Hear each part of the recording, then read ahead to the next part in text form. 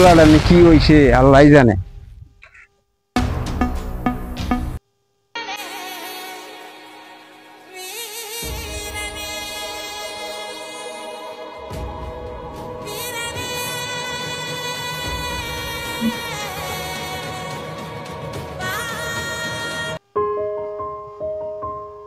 আরে দোস্ত, তুই এতদিন পরে বিদেশ এলি, তুই আমার এলো খবর দিলে না, ব্যাপারটা কি দোস্ত?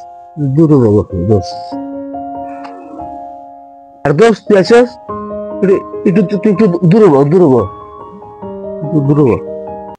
আরে তুই এতদিন পরে বিদেশ আইছো, তুই এরকম করতেছিস কি লিগা? হ্যাঁ, কি হয়েছে কথা শুনি?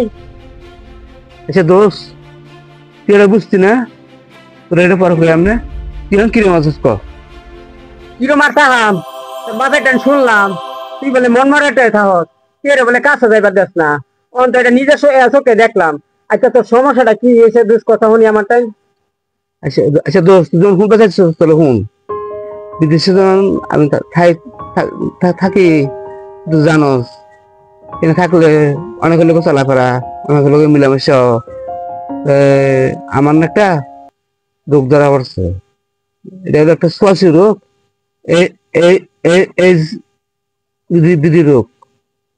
এই কারণে আমি সবার কাছে একটু দূরে থাকি, কেউ কেউ কাঁচা কাঁচা এবার দিই না। এটা একটা শ্বাসী রোগ দোষ, এছাড়া আর কোনো সমস্যা না। এটা তুই আগে কইতে